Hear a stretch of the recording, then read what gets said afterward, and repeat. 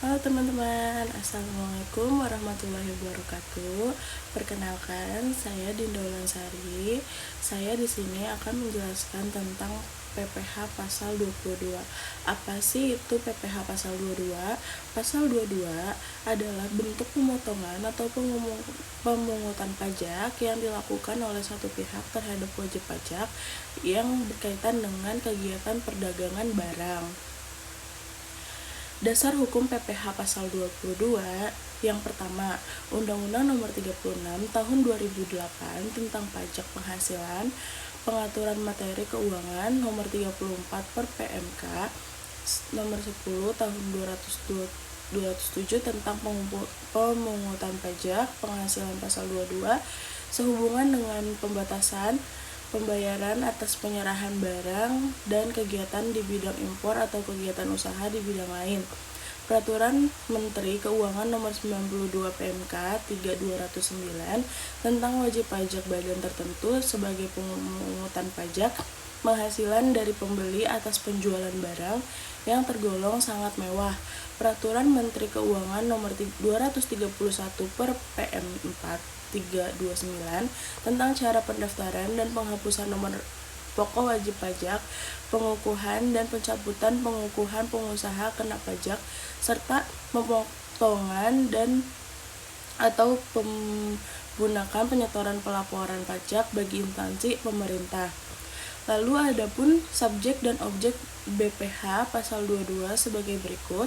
Objek BPh pasal 22 diantaranya yang pertama ada impor barang dan ekspor barang yang dikenakan PPh pasal 22 yaitu tambang, batu barang, mineral bukan logam. Kedua, pembayaran atas pembelian barang atau TPH pasal 22, bendaharawan yang pertama dan pemerintah pusat kedua, pemerintah daerah ketiga, instansi atau lembaga pemerintah keempat, lembaga-lembaga lainnya.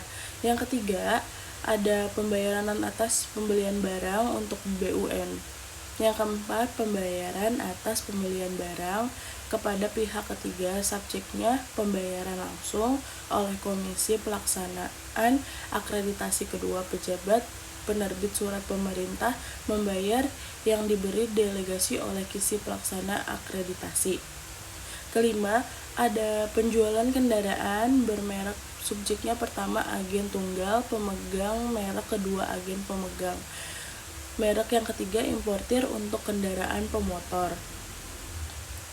Lalu yang keenam, penjualan migas seperti bahan bakar, minyak bahan bakar gas, dan kelumas.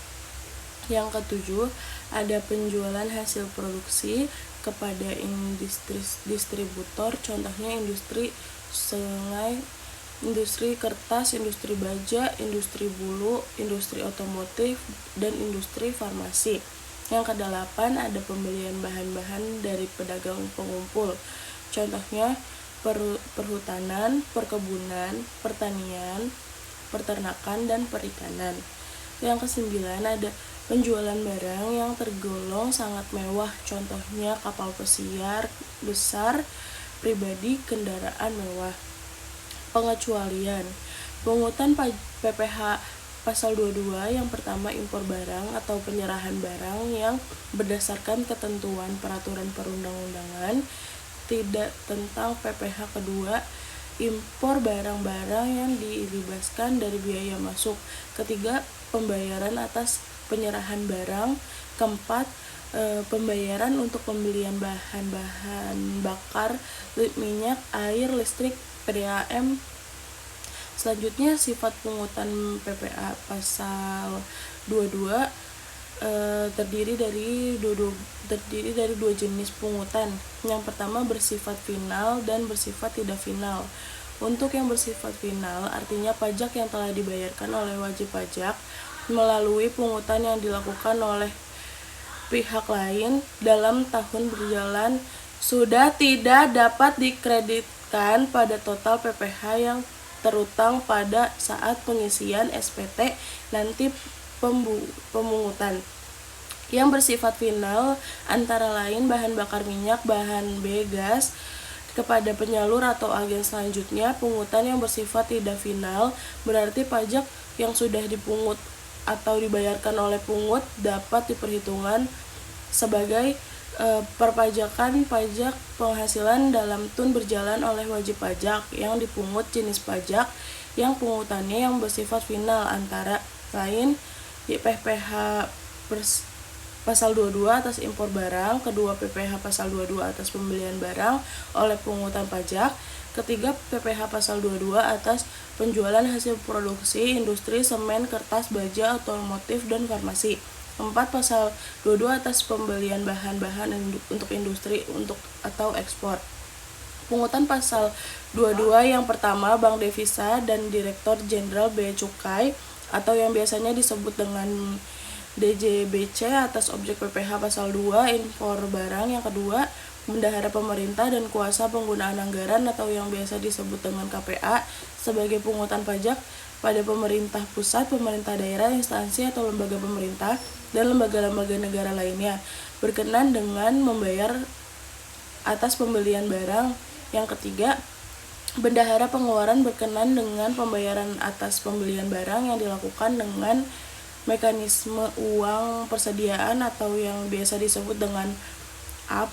Yang keempat, kuasa penggunaan anggaran atau yang biasa disebut dengan KPA atau pejabat penerbit surat perintah pembayaran yang diberikan delegasi oleh kuasa pengguna anggaran KPA. Yang kelima, badan usaha milik negara atau BUMN, yaitu badan usaha yang seluruh atau sebagian besar modal dimiliki oleh negara melalui penyertaan acara langsung dan berasal dari kekayaan negara yang dipisahkan. Yang keenam, industri dan ekspor yang bergerak dalam sektor perhutanan, perkebunan, pertanian, peternakan, dan perikanan atas pembelian bahan-bahan dari pedagang pengumpul untuk keperluan industrinya dan ekspornya. Yang ketujuh, industri atau badan usaha yang melakukan pembelian komoditas tambang, batubara, mineral, logam, dan mineral bukan logam dari bahan atau orang pribadi pemegang izin usaha pertambangan. Selanjutnya ada kelompok perusahaan swasta. Perusahaan swasta terdiri dari 4 bagian. Yang pertama, badan usaha. Yang kedua, agen tunggal, pemegang merek atau yang biasa disebut dengan ATPM agen, pemegang merek atau yang biasa disebut dengan APM, dan importir umum kendaraan bermerek. Yang ketiga, produsen atau importir bahan bakar minyak. Yang keempat, pedagang pengumpul.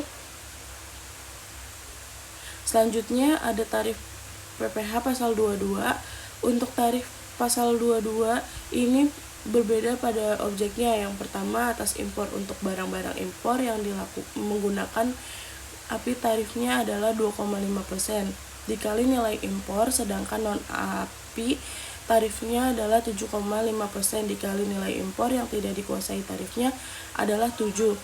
5% dikali harga jual lelang. Yang kedua, atas pembelian barang yang dilakukan oleh Direktorat Jenderal Pembendaharaan Bendahara Pemerintah BUMN atau BUMD, tarifnya adalah 1,5% dikali harga pembelian atau tidak termasuk PPN dan tidak final. 3. Atas penjualan hasil produksi ditetapkan berdasarkan keputusan Direktur Jenderal Pajak. Pertama adalah kertas, tarifnya 0,1%, semen 0,25%, baja 0,3%, dan otomotif 0,45%. Yang keempat, penjualan hasil produksi ikan untuk BBM yang dijual tarifnya adalah 0,25% di penjualan, sedangkan BBM yang dijual selain ke pertanian tarifnya adalah 0,3% dikali penjualan gas sama 0,3% dikali penjualan yang pertama, 0,3% dikali penjualan yang kelima. Impak kedelai, gandum, dan tepung terigu dikenakan tarif 5% dikali harga impor. Yang keenam, ekspor bahannya ke tambang, tarifnya 1,5% dikali harga ekspor. Yang ketujuh ada penjualan barang mewah, rumah mewah, kondom, minimum apartemen yang memiliki harga penggalian lebih dari 30 miliar dikenakan tarif 1% sekali penjualan. Sementara itu, untuk kapal pesiar besar pribadi mewah yang dimiliki harga jual lebih dari 300 juta dan 2 miliar dikenakan tarif sebesar 5% dikali penjualan. Tata cara pemungutan pajak yang pertama, pemungutan PPh. Contoh studi kasus, soal pertama, bendahara memilih 5 printer dari PT ABCD dengan harga beli 222 juta. Harga termasuk PPN. Cara pengerjaannya adalah bisa pemungutan pajak atas pembelian printer tersebut adalah harga pembelian 22 juta, dasar pengenaan pajak 100 per 110 kali 22 juta. Maka perhitungan PPh pasal 22 yakni 1,5% dikali 20 juta sama dengan 300 juta. PT DFG selaku produsen bahan bakar minyak gas dan pelumas penyerahan bahan bakar senilai 700 juta tidak termasuk PPN kepada PT JCM yang merupakan bukan perusahaan SPBU, maka PPh pasal 22 yang dipungut adalah cara pengerjaannya tarif PPh 2 aset produksi migas yang dikali nilai jual yakni 0,3% kali 700 juta yaitu 2 juta sama dengan 2.100.000 rupiah. Segitu saja penjelasan dari saya. Mohon maaf jika ada kesalahan kata atau perbuatan. Saya akhiri. Terima kasih. Wassalamualaikum warahmatullahi wabarakatuh.